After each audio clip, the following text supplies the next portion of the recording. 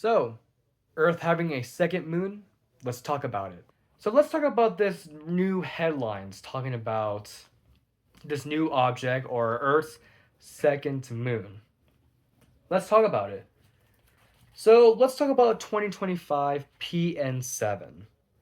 It was discovered by Pan-STARRS just recently, but before its discovery, actually, Earth picked it up decades ago and it's been forcibly orbiting around the Earth for that long. And it's called a quasi-moon. A quasi-moon is pretty much these little objects that form alongside a planet. So basically, 2025 PN7, falls around Earth's orbit trajectory around the sun, basically. And it's been that way for many decades, right? So that's what we call a quasi-moon.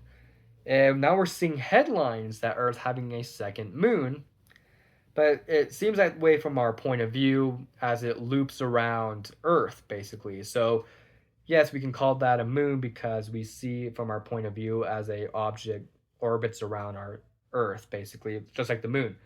So here's where we're gonna go for these headlines, basically saying that Earth has a second moon. And here we go.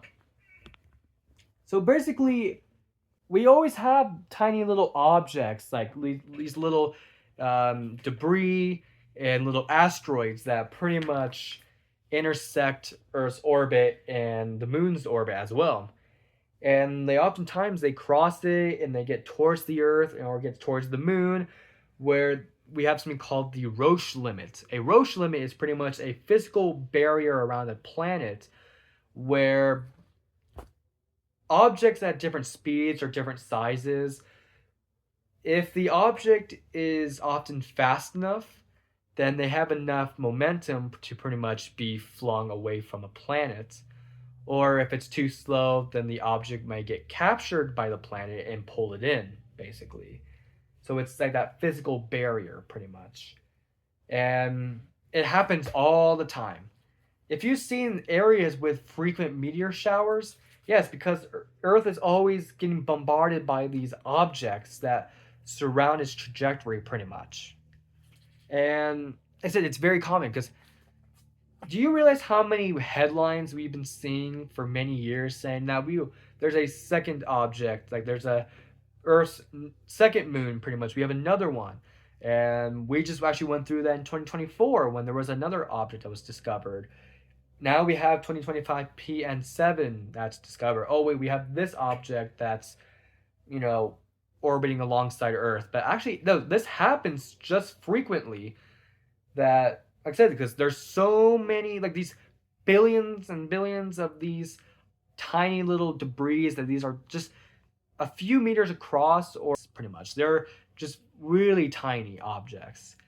And if they intersect or cross Earth's Roche limit, like I said, they get broken down and or get flung out. Like I said, it happens all the time.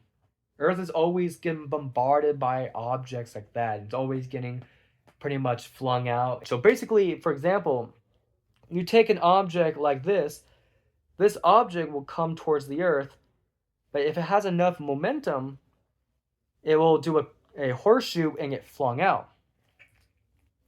But oftentimes, we have, let's say, an object that's very slow. So it will make a orbit around the Earth multiple times, and over time, the object will get flung away, pretty much. So this object is a slow-moving object that's orbiting alongside the Earth, and it's only going to stay between 60 to 128 years, pretty much, before it makes a few orbits and it gets flung out, pretty much.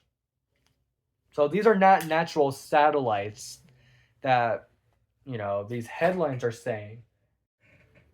Well, I hope you guys learned something brand new about quasi-moons and, Earth having a second moon and kind of going over some of the headlines, basically explaining and kind of debunking some of these. And as always, share this video to all the space community out here.